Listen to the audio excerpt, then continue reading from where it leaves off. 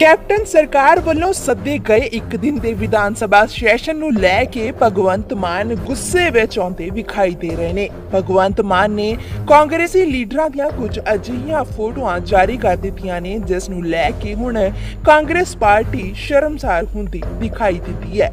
ਭਗਵੰਤ ਮਾਨ ਨੇ ਕਾਂਗਰਸ ਪਾਰਟੀ ਦੇ ਦੋਹਰੇ ਰਵੱਈਏ ਦੇ ਵੱਡੇ ਸਵਾਲ ਖੜੇ ਕੀਤੇ ਨੇ, ਜਿੱਥੇ ਇੱਕ ਪਾਸੇ ਪਹਿਲਾਂ ਕਾਂਗਰਸੀ ਸੈਸ਼ਨ ਨੂੰ ਵਧਾਉਣ ਦੀ ਮੰਗ ਕਰਦੇ ਹੁੰਦੇ ਸੀ, ਹੁਣ ਉਹੀ ਕਾਂਗਰਸੀ ਚੁੱਪ ਕਿਉਂ ਵੱਟੀ ਬੈਠੇ ਨੇ। ਇਹ ਸਵਾਲ ਵੀ ਭਗਵੰਤ ਮਾਨ ਨੇ ਕਾਂਗਰਸੀ ਲੀਡਰਾਂ ਤੋਂ ਪੁੱਛ ਲਿਆ ਹੈ। ਜਿਹੜਾ ਪੰਜਾਬ ਹੈ ਅੱਜ ਕੱਲ ਬਹੁਤ ਡੂੰਘੀਆਂ ਸਮੱਸਿਆਵਾਂ ਦੇ ਵਿੱਚੋਂ ਗੁਜ਼ਰ ਰਿਹਾ ਹੈ।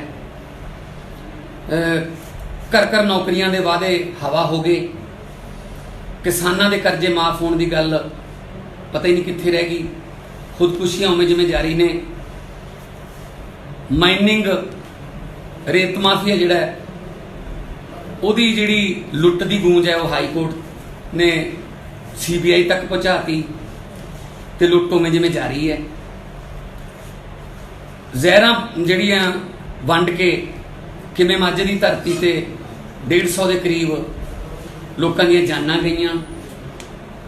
ਕਰੋਨਾ ਜਿਹੜਾ ਉਹਦਾ ਡੈਥ ਰੇਟ ਜਿਹੜਾ ਉਹ ਪੰਜਾਬ ਦੇ ਵਿੱਚ ਬਹੁਤ ਹਾਈ ਹੈ।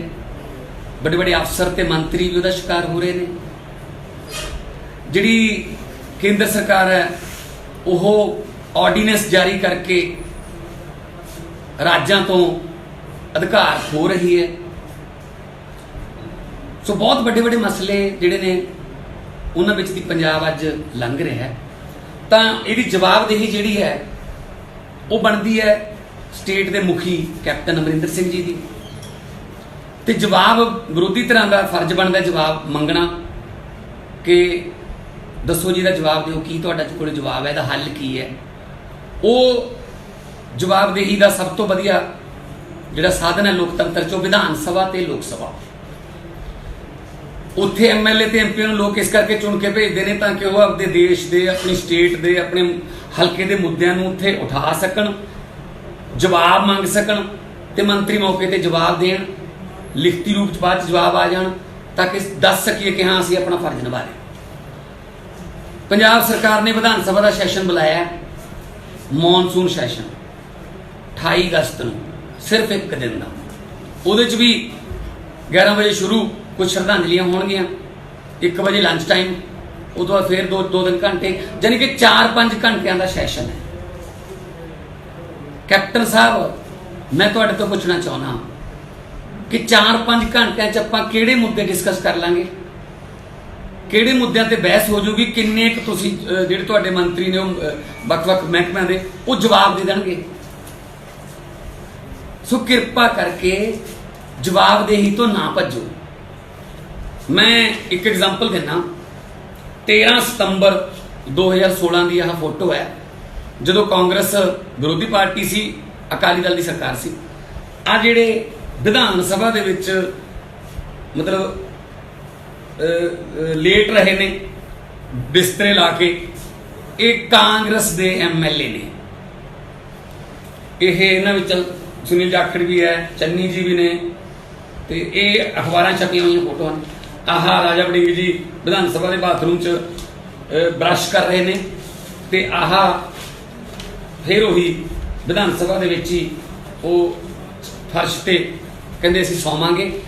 ਇਹਨਾਂ ਕਾਂਗਰਸੀ ਵਿਧਾਇਕਾਂ ਨੇ ਰਾਤ ਕੱਟੀ ਸੀ ਵਿਧਾਨ ਸਭਾ 'ਚ, ਇਸ ਕਰਕੇ ਕਿ ਜੀ ਸਾਨੂੰ ਤਾਂ ਟਾਈਮ ਹੀ ਨਹੀਂ ਮਿਲਿਆ ਡਿਸਕਸ਼ਨ ਦਾ, ਸੈਸ਼ਨ ਵਧਾਓ, ਵਿਧਾਨ ਸਭਾ ਦਾ ਸੈਸ਼ਨ ਲੰਬਾ ਕਰੋ।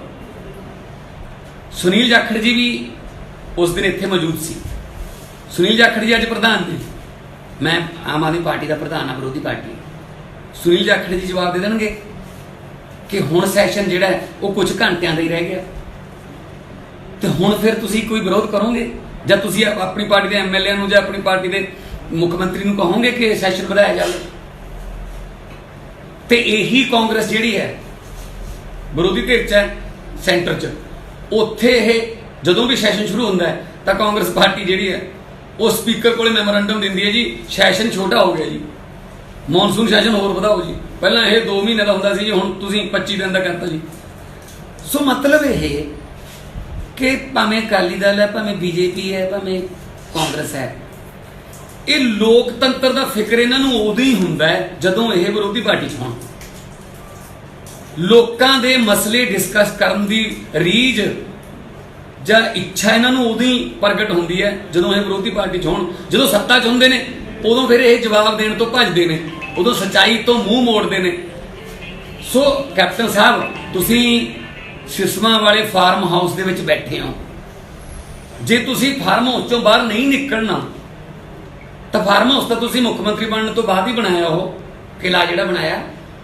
ਤੇ ਜੋ ਤੁਹਾਨੂੰ ਪਤਾ ਹੀ ਸੀ ਕਿ ਮੈਂ ਬਾਹਰ ਨਿਕਲਣਾ ਹੀ ਨਹੀਂ, ਫਿਰ ਵਿਧਾਨ ਸਭਾ ਵੀ ਫਾਰਮ ਹਾਊਸ ਦੇ ਵਿੱਚ ਹੀ ਬਣਾ ਲੈਂਦੇ, ਉੱਥੇ ਆ ਜਾਂਦੇ ਅਸੀਂ। ਜਦੋਂ ਉੱਥੇ ਜਾਣ ਦੀ ਕੋਸ਼ਿਸ਼ ਕਰਦੇ ਆ ਇਹ ਦੱਸਣ ਲਈ ਤੁਹਾਨੂੰ ਕਿ ਪੰਜਾਬ ਦੀ ਜਨਤਾ ਸੜਕਾਂ ਤੇ ਤਰਾਹ ਤਰਾਹ ਕਰ ਰਹੀ ਹੈ, ਤਾਂ ਸਾਨੂੰ ਤੁਸੀਂ ਗ੍ਰਿਫਤਾਰ ਕਰਕੇ ਥਾਣੇ 'ਚ ਭੇਜ ਦਿੰਦੇ ਹੋ। ਜਵਾਬ ਹੈ ਕੋਈ ਤੁਹਾਡੇ ਕੋਲੇ? ਮਤਲਬ ਲੋਕਤੰਤਰ ਦੀ ਹੱਤਿਆ ਜਿਹੜੀ ਹੈ ਉਹ ਕਰ ਰਹੀ ਹੈ ਪੰਜਾਬ ਗੌਰਮੈਂਟ। ਮੌਨਸੂਨ ਸੈਸ਼ਨ ਸਿਰਫ 3-4 ਘੰਟਿਆਂ ਦਾ। ਇੰਨਾ ਚਿਰ ਤਾਂ ਫਿਲਮ ਦੇਖਣ ਜਾਈਏ 2.5 ਘੰਟੇ ਦੀ ਤਾਂ ਫਿਲਮ ਹੁੰਦੀ ਹੈ, ਅੱਧਾ ਘੰਟਾ ਪਹਿਲਾਂ ਜਾ ਕੇ ਟਿਕਟਾਂ ਲੈਂਦੇ ਆ, ਤੇ ਇੰਨਾ ਟਾਈਮ ਤਾਂ ਇੱਕ ਫਿਲਮ ਦੇ ਸ਼ੋਅ ਤੇ ਲੱਗ ਜਾਂਦਾ। ਤੇ ਤੁਸੀਂ ਫਿਰ ਪੰਜਾਬ ਦੇ ਮਸਲਿਆਂ ਨੂੰ ਇੱਕ ਫਿਲਮ ਦੇ ਸ਼ੋਅ ਜਿੰਨਾ ਹੀ ਸਮਝਦੇ ਹੋ ਬਸ। ਸੋ ਇਹਦੀ ਜਵਾਬਦੇਹੀ ਤੁਹਾਡੀ ਬਣਦੀ ਹੈ, ਨਹੀਂ ਤਾਂ ਫਿਰ ਸਿਸਮਾ ਫਾਰਮ ਹਾਊਸ ਨੂੰ ਅਸੀਂ ਫੇਰ ਆਵਾਂਗੇ। ਪੰਜਾਬ ਦੇ ਲੋਕ ਆਉਣਗੇ ਸਿਸਮਾ ਫਾਰਮ ਹਾਊਸ ਵੱਲ ਕਿ ਜੀ ਅਸੀਂ ਜਿਹੜੇ ਨੁਮਾਇੰਦੇ ਚੁਣ ਕੇ ਭੇਜੇ ਨੇ, ਤੁਸੀਂ ਉਹਨਾਂ ਨੂੰ ਕਿਤੇ ਬੋਲਣ ਦਾ ਮੌਕਾ ਤਾਂ ਦਿਓ। ਜਿਹੜੇ ਉਹ ਮੁੱਦੇ ਉਠਾਉਂਦੇ ਨੇ ਉਹਦਾ ਕੋਈ ਜਵਾਬ ਤਾਂ ਦਿਓ, ਔਰ ਜਵਾਬ ਦੇਣ ਵਾਸਤੇ ਕੋਈ ਵਿਧਾਨ ਸਭਾ ਦਾ ਸੈਸ਼ਨ ਤਾਂ ਬੁਲਾਓ। ਮੌਨਸੂਨ ਸੈਸ਼ਨ ਕਿੰਨੇ ਚਿਰ ਦਾ? 3-4 ਘੰਟਿਆਂ ਦਾ। ਤੇ ਆਲ ਪਾਰਟੀ ਮੀਟਿੰਗ ਦੇ ਵਿੱਚ ਇਹਨਾਂ ਨੇ ਕਿਹਾ ਸੀ ਕਿ ਅਸੀਂ ਸਪੈਸ਼ਲ ਸੈਸ਼ਨ ਬੁਲਾ ਕੇ ਖੇਤੀ ਦਾ ਜਿਹੜਾ ਖਰੀਦ ਤੋੜਨ ਦਾ ਤੇ ਪ੍ਰਾਈਵੇਟ ਪਲੇਅਰਾਂ ਨੂੰ, ਪ੍ਰਾਈਵੇਟ ਕੰਪਨੀਆਂ ਨੂੰ ਵੱਡੇ ਕੋਲੈਸਟਰੋਲ ਬਣਾ ਕੇ ਦੇਣ ਦਾ ਜਿਹੜਾ ਆਰਡੀਨੈਂਸ ਜਾਰੀ ਕੀਤਾ ਹੈ ਕਿਸਾਨਾਂ ਦਾ ਗਲ ਘੁੱਟਣ ਵਾਲਾ, ਉਹਨੂੰ ਅਸੀਂ ਰੱਦ ਕਰਾਂਗੇ। ਉਹਦੀ ਕੋਈ ਗੱਲਬਾਤ ਨਹੀਂ। ਜਿਹੜੇ ਯੂਨੀਅਨਾਂ ਫਿਰਦੀਆਂ ਸੜਕਾਂ ਤੇ ਉਹਨਾਂ ਦਾ ਕੋਈ ਮਸਲਾ ਡਿਸਕਸ ਨਹੀਂ ਹੋ ਸਕਦਾ। ਸੋ ਮੁਲਾਜ਼ਮ ਜਿਹੜੇ ਨੇ ਉਹ ਤਰਾਹ ਕਰ ਰਹੇ ਨੇ। ਸਿਰਫ ਤੇ ਸਿਰਫ ਕੈਪਟਨ ਅਮਰਿੰਦਰ ਸਿੰਘ ਜੀ ਤੁਸੀਂ ਰਾਜੇ ਹੋ, ਤੁਸੀਂ ਬਸ ਸਿਰਫ ਆਪਣੇ ਮਹਿਲ ਦੇ ਅੰਦਰੋਂ, ਬਾਕੀ ਪੰਜਾਬ ਦੀ ਸਾਰੀ ਜਨਤਾ ਸੜਕਾਂ ਤੇ ਹੈ। ਇਹਦਾ ਜਵਾਬ ਤੁਹਾਨੂੰ ਦੇਣਾ ਪਊਗਾ। ਇਹ ਜਿਹੜਾ ਸੈਸ਼ਨ ਹੈ ਇਹਨੂੰ ਲੰਬਾ ਕਰਨ ਦੀ ਮੰਗ ਕਰਦੇ ਆ ਜਿੰਨਾ ਚਿਰ ਸਾਰੇ ਪੰਜਾਬ ਦੇ ਮਸਲੇ ਡਿਸਕਸ ਨਾ ਹੋ ਜਾਣ। ਤੁਸੀਂ ਬਜਟ ਸੈਸ਼ਨ ਦੇ ਵਿੱਚ ਵੀ ਪੂਰੇ ਦਿਨ ਆਏ ਨਹੀਂ ਸੀਗੇ, ਥੋੜਾ ਚਿਰ ਆ ਕੇ ਤੁਸੀਂ ਹਾਜ਼ਰੀ ਲਾ ਕੇ ਚਲੇ ਜਾਂਦੇ ਹੋ। ਤੇ ਤੁਸੀਂ ਪਾਰਲੀਮੈਂਟ ਜਦੋਂ ਚੁਣੇ ਗਏ ਸੀਗੇ ਅੰਮ੍ਰਿਤਸਰ ਤੋਂ, 2.5 ਸਾਲ ਤੱਕ ਤੁਸੀਂ ਪਾਰਲੀਮੈਂਟ 'ਚ ਸਾਡੇ ਕੁਲੀਗ ਰਹੇ ਹੋ, ਨਾਲ ਰਹੇ ਹੋ, ਤੇ ਸਭ ਤੋਂ ਘੱਟ ਇੰਡੀਆ ਦੇ ਵਿੱਚ ਸਭ ਤੋਂ ਘੱਟ ਹਾਜ਼ਰੀ ਤੁਹਾਡੀ ਸੀ 6%। ਨਾ ਤੁਸੀਂ ਉੱਥੇ ਜਾਂਦੇ ਹੋ, ਨਾ ਇੱਥੇ ਵਿਧਾਨ ਸਭਾ ਬੁਲਾਉਂਦੇ ਹੋ, ਫਿਰ ਵੋਟਾਂ 'ਚ ਕਾਹਦੇ ਵਾਸਤੇ ਖੜੇ ਹੁੰਦੇ ਹੋ? ਇਸ ਗੱਲ ਦਾ ਜਵਾਬ ਤੁਹਾਨੂੰ ਦੇਣਾ ਪਊਗਾ। ਆਮ ਆਦਮੀ ਪਾਰਟੀ ਵਿਰੋਧੀ ਧਿਰ ਦਾ ਰੋਲ ਨਿਭਾਊਗੀ। ਤੇ ਆਹ ਜਿਹੜੇ ਤੁਸੀਂ ਤੁਹਾਡੇ ਜਿਹੜੇ ਐਮਐਲਏ ਨੇ, ਇਹਨਾਂ 'ਚੋਂ ਅੱਧੇ ਤੋਂ ਵੱਧ ਐਮਐਲਏ ਹਜੇ ਵੀ ਨੇ, ਅਸੀਂ ਉਹਨਾਂ ਨੂੰ ਵੀ ਪੁੱਛਾਂਗੇ ਕਿ ਹੁਣ ਕੀ ਖਿਆਲ ਹੈ ਤੁਹਾਡਾ। ਹੁਣ ਲਿਆਉਂਗੇ ਤੁਸੀਂ ਫਿਰ ਸਰਾਣੇ, ਲਿਆਉਂਗੇ ਉੱਥੇ ਬਿਸਤਰੇ ਕਿ ਹਾਂਜੀ ਸੈਸ਼ਨ ਵਧਾਓ, ਕਿਉਂਕਿ ਮਸਲੇ ਤਾਂ ਤੁਹਾਡੇ ਹਲਕੇ ਦੇ ਲੋਕਾਂ ਦੇ ਵੀ ਨੇ, ਮਿਲਦੇ ਤਾਂ ਤੁਹਾਨੂੰ ਵੀ ਨਹੀਂ ਹੈਗੇ ਇਹ।